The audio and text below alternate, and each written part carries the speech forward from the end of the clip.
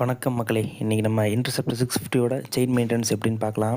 ஸ்பெசிஃபிக்காக இன்டர்செப்டர்னு கிடையாது, ஜென்ரலாகவே வந்து எல்லா பைக்குமே நம்ம இந்த மாதிரி செயின் மெயின்டெனன்ஸ் பண்ணோம்னா வண்டியோட பெர்ஃபார்மன்ஸ் நல்லாயிருக்கும், செயின் ஸ்ப்ராக்கெட் லைஃபும் வந்து நல்லாயிருக்கும். நான் ரீசெண்டாக என்னோடய இன்டர்செப்டருக்கு வந்து ரோலான் செயின் ஸ்ப்ராக்கெட் மாற்றிருந்தேன்.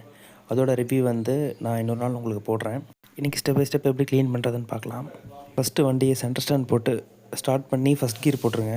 போட்டுட்டு செயின் க்ளீனர்னு இருக்கும், செயின் க்ளீனரை வந்து நல்லா இந்த மாதிரி வந்து சைடில் ஃபுல்லாக வந்து நீங்கள் ஸ்ப்ரே பண்ணிடுங்க. அதே மாதிரி கை ரொம்ப முக்கியம். நீங்கள் வந்து ரொம்ப வீல் ஒட்டி வந்து கொண்டு போக வேண்டாம் கையை, அதனால் கொஞ்சம் டிஸ்டன்ஸ்லேயே வச்சு நல்லா வந்து இந்த மாதிரி சைடில் எல்லா பக்கமே வந்து நல்லா ஸ்ப்ரே பண்ணி இது பண்ணி விட்டுருங்க. அப்போ தான் வந்து உங்களோட பழைய ஆயிலு, அப்புறம் ஏதாவது டஸ்ட்டு, மண் எல்லாமே வந்து வெளியில் வரும். செயின் க்ளீனர் இல்லைன்னா கெரோசின் இருந்துச்சுன்னா கெரோசின் யூஸ் பண்ணி கூட நீங்கள் க்ளீன் பண்ணலாம். நெக்ஸ்ட்டு வண்டி ஆஃப் பண்ணிவிட்டு நியூட்ரலில் வச்சுக்கோங்க. உங்கள் கையாலேயே வந்து வீலை வந்து அப்படியே சுற்றி விட்டு செயின் க்ளீனர் ப்ரஷ்ஷை வச்சு ஃபுல்லாக க்ளீன் பண்ணணும். அந்த ஏரியா ஃபுல்லாமே அங்கே ஒரு சின்ன டஸ்ட் இருந்தாலும் சரி எல்லாத்தையுமே வந்து நீங்கள் க்ளீன் பண்ணி, ஏன்னா செயின் க்ளீனர் ஆல்ரெடி நீங்கள் அப்ளை பண்ணியிருக்கனால மண் எல்லா டஸ்ட்டுமே வந்து ஈஸியாக வந்து வெளியில் வந்துடும். இப்போ மழை டைம்ங்கிறனால அடிக்கடி வந்து உங்களுக்கு சேர் பிடிச்சிட்டே இருக்கும், செயின் ஃபுல்லாமே வந்து சேர் பிடிச்சிரும். அது மண் எல்லாமே வந்து உள்ளே அந்த என்ஜின் கிட்ட இருக்கிற அந்த ஸ்ப்ராக்கெட்டுக்குள்ளே சின்ன ஸ்ப்ராக்கெட்டில் போய்ட்டு எல்லாமே வந்து டெபாசிட் ஆக ஆரம்பிச்சிடும்.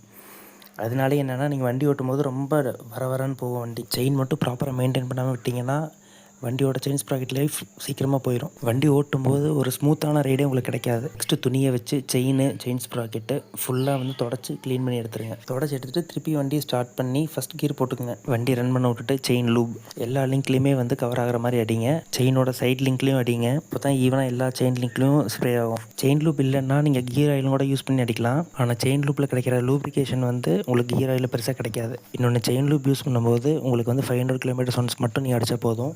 ஆனால் கியர் ஆயில் யூஸ் பண்ணும்போது 200 km ஒன்ஸாவது நீங்கள் கண்டிப்பாக அடிச்சாகணும். அவ்வளோதான். லூப் அடிச்சுட்டு நீங்கள் தாராளமாக எந்த லாங் ரைடு வேணாலும் நீங்கள் தைரியமாக போகலாம். செயின் எந்த ஒரு பிரச்சனையுமே வராது.